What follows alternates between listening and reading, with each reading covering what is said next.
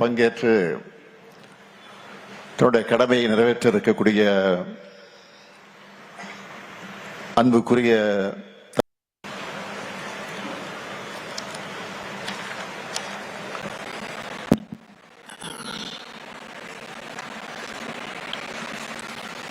அன்புள்ள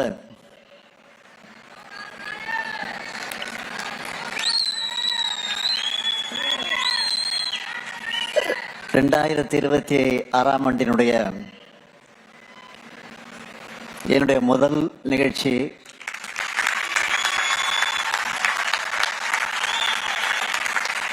மறுமலர்ச்சி திராவிட முன்னேற்ற கழகத்தினுடைய பொதுச் செயலாளர் என்னுடைய ஆரோக்கிய அண்ணன் வைகோ அவர்களின்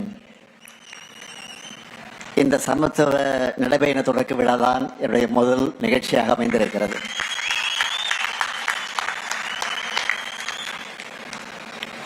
இந்த நிகழ்ச்சியில பங்கேற்று சிறப்பித்திருக்கக்கூடிய மாண்புமிகு அமைச்சர் பெருமக்கள், நேரு அவர்களை, ரகுபதி அவர்களை, தம்பி அன்பில் மகேஷ் பொய்யாமொழி அவர்களை, மெய்யநாதன் அவர்களை, வாழ்த்துறை வழங்கி அமர்ந்துள்ள தகைசால் தமிழர் இந்திய யூனியன் முஸ்லீம் லீக்கினுடைய அகில இந்திய தலைவர் பேராசிரியர் ஐயா காதர் மகிதீன் அவர்களை, விடுதலை சிறுத்தை கட்சியினுடைய தலைவர் எழுச்சி தமிழர் என்னுடைய இணைய சகோதரர் தொல் திருமா அவர்களை, வரவேற்புரை ஆற்றியிருக்கக்கூடிய மறுமலர்ச்சி திராவிட முன்னேற்ற கழகத்தினுடைய முதன்மை செயலாளர் என்னுடைய அன்பு தம்பி நாடாளுமன்ற உறுப்பினர் துரை வைகோ அவர்களை,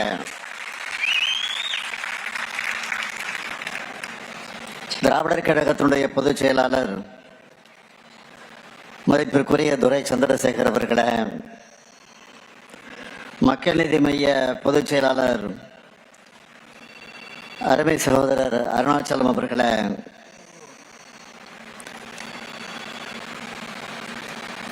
நடைபயணத்தை என்ன காரணத்திற்காக நடத்துகிறோம் என்பதை உங்களிடத்தில் விளக்கி உணர்ச்சியோடு உரையாற்றி அமர்ந்துள்ள மறுமலர்ச்சி திராவிட முன்னேற்ற கழகத்தினுடைய பொதுச் செயலாளர் என்னுடைய ஆரோக்கிய அண்ணன் வைகோ அவர்களை, வருகை தந்துள்ள சட்டமன்ற நாடாளுமன்ற முன்னாள் இந்நாள் உறுப்பினர்களை, முன்னிலை ஏற்றுள்ள அவைத்தலைவர் அர்ஜுன் ராஜ் உள்ளிட்ட மதிமுக நிர்வாகிகளை, தோழமை இயக்கங்களை சார்ந்திருக்கக்கூடிய நிர்வாகிகளை, நன்றியுரை ஆற்றியுள்ள செந்தில தேவன் அவர்களை, பத்திரிகை மற்றும் ஊடகத்துறை சார்ந்த நண்பர்களை, சமத்துவ நடைபயணத்தில் பங்கேற்று தன்னுடைய கடமையை நிறைவேற்ற இருக்கக்கூடிய அன்புக்குரிய தம்பிமார்களை, அருமை நண்பர்களை, உங்கள் அனைவருக்கும் என்னுடைய அன்பான வணக்கம். தன்னுடைய பொது வாழ்க்கையில தமிழ்நாட்டோட குறுக்கும் நெடுக்குமாக தன்னுடைய காலடிப்படாத இடமே இல்லை என்று சொல்லுகிற அளவுக்கு மக்கள் பிரச்சனைகளுக்காக நடைபயணம் செஞ்சவர் நம்முடைய அருமை அண்ணன் வைகோ அவர்கள். அவருடைய நெஞ்சுரத்தையும் ஸ்டாமினாவையும் பார்க்கும்போது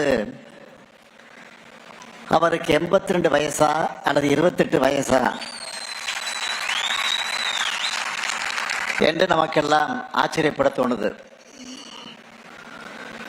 ஒரு இளைஞருக்குரிய வேகத்தையும் ஊக்கத்தையும் உத்வேகத்தையும் இன்னைக்கு அவர்கிட்ட நாமெல்லாம் பார்க்கிறோம். இளைஞர்களுக்கு நல்வழி காட்டிட அதுவும் இளைஞர்களோட ஒன்று சேர்ந்து இந்த சமத்துவ நடைபயணத்தை தொடங்குகிற அண்ணன் வைகோ அவர்களுக்கு என்னுடைய வாழ்த்துக்கள், பாராட்டுக்கள். திராவிட இயக்கத்தை பொறுத்த வரைக்கும் காலந்தோறும் இளைய தலைமுறையோட நலனுக்காகவும் எதிர்காலத்தினுடைய நன்மைக்காகவும் அவர்களின் வளர்ச்சிக்காகவும் செயலாற்றிக் கொண்டிருக்கக்கூடிய இயக்கமாக நம்முடைய இயக்கம் இருந்து கொண்டிருக்கிறது. தள்ளாத 95 வயதில் தளராம தொண்டு செஞ்சவர் தந்தை பெரியார் அவர்கள். தமிழ்நாட்டு இளைஞர்களுக்கும் பெண்களுக்கும் கல்வி உள்ளிட்ட எல்லா உரிமைகளும் பெற்றிட கிடைக்கணும், அதுக்கு சாதி மதம் உள்ளிட்ட தடைகள் அகற்றப்படணும், அது தகர்க்கப்படணும்னு தன்னுடைய இறுதி மூச்சு வரைக்கும் பாடுபட்டவர் தந்தை பெரியார் அவர்கள். அவர் வழிவந்த தலைவர் கலைஞர் அவர்கள் 80 ஆண்டு கால பொது வாழ்க்கைக்கு சொந்தமானவர். சர்க்கர நாற்காலியில உட்கார்ந்த வண்ணம் ஓய்வில்லாமல் உழைச்சார். 16 வயசுல மாணவநேசன் பத்திரிகை ஆரம்பிச்சு இளைஞர்களோட உரைவாடைய அவர்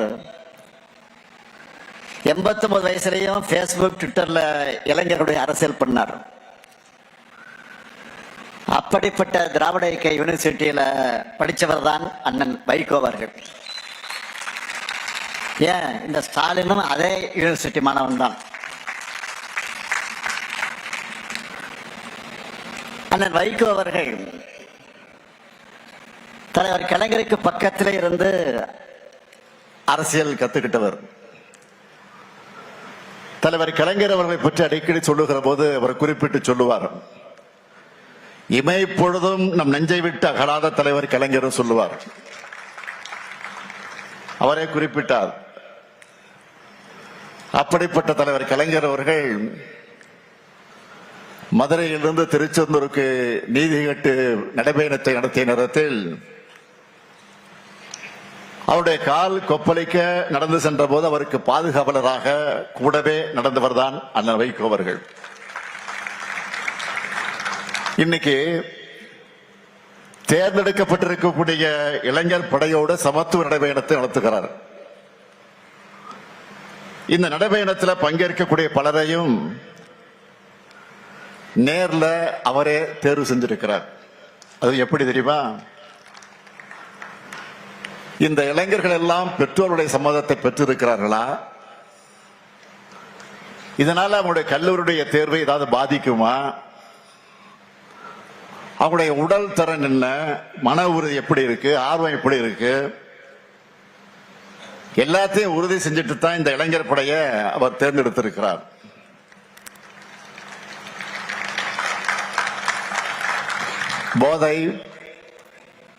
போதைப் பொருள், அந்த போதைப் பொருள் ஒழிப்பு, சாதி மத மோதல் தடுப்பு உள்ளிட்ட நாட்டுக்கு தேவையான கருத்துக்களை வலியுறுத்தி அண்ணன் வைகோ அவர்கள் தொடங்கி இருக்கக்கூடிய இந்த சமத்துவ நடைபயணம் மாபெரும் வெற்றி பெறணும். நிச்சயமாக வெற்றி பெறத்தான் போகிறது. இது மாதிரியான பயணங்களில் என்ன பயன் என்று சிலர் கேட்கலாம். காந்தியின் நடைபயணமும் மாவோவின் நடைபயணமும் வரலாற்றில் புரட்சி ஏற்படுத்தியிருப்பது போல அந்த தாக்கத்தை அவங்க உணரணும். இப்படியான நடைபயணங்கள் தான் தலைவர்கள் மக்கள்கிட்ட போய் எளிய வகையில சுலபமான முறையில நேரடியாக தங்களுடைய கருத்துக்களை சொல்ல முடியும். அந்த நடைபயணத்தோட தேவை குறித்தும் அதில் உள்ள நியாயங்கள் குறித்து மக்கள் பேச தொடங்குவாங்க. மக்கள் பேச பேசத்தான் அந்த பிரச்சனைக்கு தீர்வு காண முடியும். திராவிட இயக்க மேடைகளையும் நாடாளுமன்றத்திலையும் தமிழ்நாட்டோட தமிழர்களுக்காக அவருடைய உரிமைகளுக்காக கர்ஜித்தண்ணன் வைகோ அவர்கள் முதுமையை முற்றிலுமாக தூக்கி எறிந்துட்டு இந்த நடைபயணத்தை தொடங்கி இருக்கிறார். இளைஞர்களுடைய எதிர்காலத்தை சீரழிக்கக்கூடிய போதைப் பொருட்களை நாம நிச்சயமாக ஒழிக்கணும். அதுல எந்த கருத்து மாறுபாடும் வேறுபாடும் கிடையாது. போதையின் பாதையிலிருந்து இளைஞர்களை காக்கணும். அதற்காக அரசு பல்வேறு நடவடிக்கைகளை எடுத்துக்கிட்டு இருக்கு.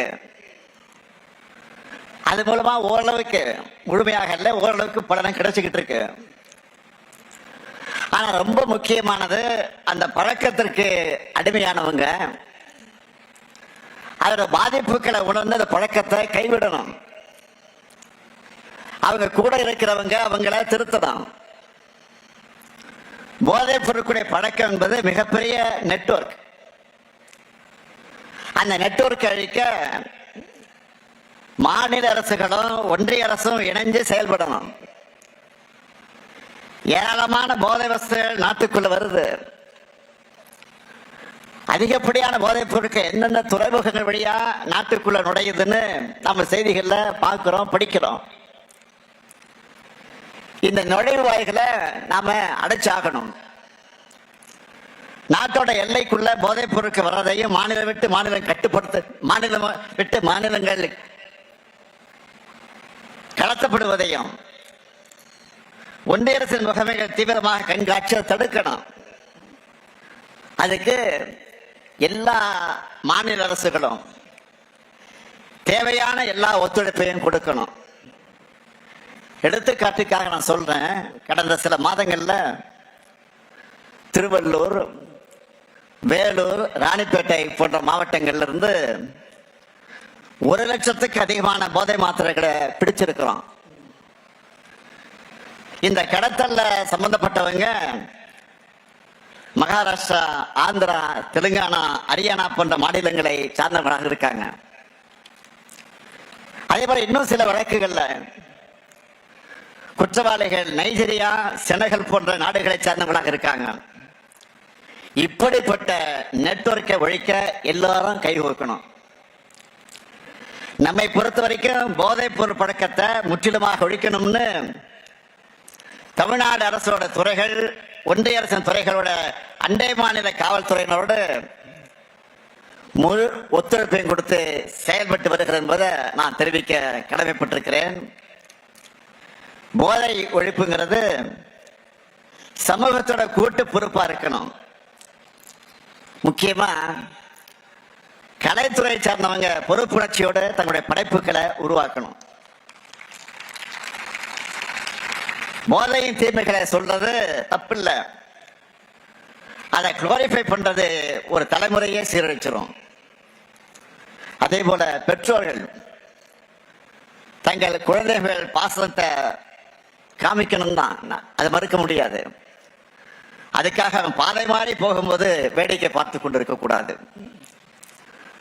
யூடியூப், இன்ஸ்டா ரீல்ஸ் மூலமா வரக்கூடிய ஈஸி மணி பசங்களை தவறான பாதையில கொண்டு போறதுக்கான சான்ஸ் தான் அதிகம். எனவே குழந்தைகளை பொறுப்போடு வளர்க்கணும் பெற்றோர்களை நான் கேட்டுக்கொள்கிறேன். முக்கியமா அம்மா, அப்பா, அக்கா, தங்கச்சி, வீட்டில் இருக்கக்கூடிய சொந்தங்கள், நம்ம வீட்டு பசங்க வழி தவறி போகாம இருக்கிறத கண்காணிக்கணும். ஒருத்தருக்கு ஒருத்தர் மனசு விட்டு பேசணும். மனம் விட்டு பேசினாலே பாதி பாரம் குறைஞ்சிடும். தவறான பாதைக்கு போகக்கூடிய தேவை நிச்சயமாக இருக்காது. அதேபோல் ஆசிரியர்கள், சமூக வலைதள பிரபலங்கள்ல எல்லாருமே போதைப் பொருளுக்கு எதிரான விழிப்புணர்வை தொடர்ந்து பரப்பணும்னு நான் கேட்டுக்கிறேன். அடுத்து, இன்னைக்கு நாட்டில் நிலவக்கூடிய முக்கியமான பிரச்சனை என்றால் அது சாதி மத மோதல்கள் தான். ஒன்றிய அமைச்சர் உள்ளிட்ட பொறுப்பில் இருக்கக்கூடிய பதவிகள் இருக்கக்கூடியவங்களை இப்ப வெறுப்பு பேச்சுக்களை பேசியும் இரு பிரிவினருக்கிடையே மோதலை தூண்டுகிற விதமாக செயல்படுவதை பார்க்கிறோம்.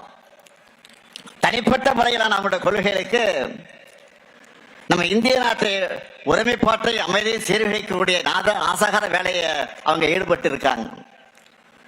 நாட்டில் இஸ்லாமியர்கள், கிறிஸ்தவர்கள், ஆதிதிராவிடர்கள், பிற்படுத்தப்பட்ட மக்கள்னு எல்லாரும் அச்சத்தில் வாழக்கூடிய ஒரு நிலைமை இன்றைக்கு ஏற்பட்டிருக்கு.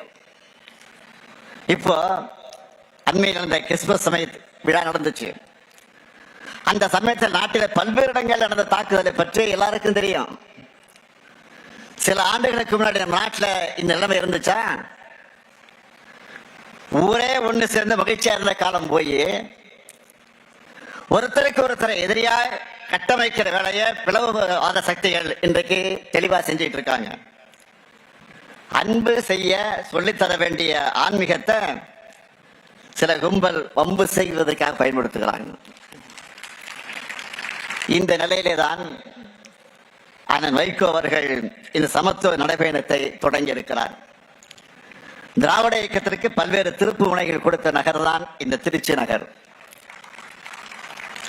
அண்ணன் வைகோ அவர்கள் இந்த நடைபயணம் நிச்சயமா புதிய வரலாற்றை படைக்கும். இந்த நடைபயணத்தோட தாக்கத்தை சமூக வலைத்தளத்தில் கொண்டு சேர்ந்து இளைஞர்களை பேசும் பொருளாக ஆக்க வேண்டியது ஊடகங்கள் மற்றும் எல்லோருடைய கடமை. மது போதையும் அதைவிட ஆபத்தான மதவாத அரசியல் போதையும் தமிழ்நாட்டுக்குள் நுழைவிடாமல் தடுத்திட நாமெல்லாம் ஒன்று சேர வேண்டும். அந்த வைகோருடைய நடைபயணம் நிச்சயமாக புதிய எழுச்சியை உருவாக்க இருக்கிறது. அண்ணன் வைகோ அவர்கள் இந்த சமத்துவ நடைபயணம் வெற்றி பெற வேண்டும் என்று நான் வாழ்த்துகிறேன். அதே நேரத்தில் உரிமையோடு அவரிடத்தில் நான் கோரிக்கை வைக்க விரும்புகிறேன். உங்கள் அனைவரின் சார்பில் உங்களுடைய நோக்கம் பெரிதென்றாலும் உங்களுடைய உடல்நலம் எங்களுக்கு பெரியது. எனவே இந்த பயணத்தை நீங்கள் கவனமாக மேற்கொள்ள வேண்டும். அது மட்டுமல்ல, இது மாதிரியான கடுமையான நடைபயணங்களை நீங்கள் இனி மேற்கொள்ளக்கூடாது என்ற என்னுடைய அன்பான வேண்டுகோளை நீங்கள் கட்டளையிட்டால் அதை செய்வதற்கு மறுமலர்ச்சி திராவிட முன்னேற்ற தொண்டர்கள் தயாராக இருக்கிறாங்க. அதனால்தான் அந்த உரிமையோடு கேட்கிறேன். நீங்க உங்கள் உடல்நிலை பாதுகாக்கணும் என்று அன்பான வேண்டுகோள் இந்த நேரத்தில் உரிமையோடு கேட்டுக்கொண்டு உங்கள் பயணம் வெற்றி பெற வாழ்க வாழ்க வாழ்க என்று வாழ்த்தி விடைபெறுகிறேன்.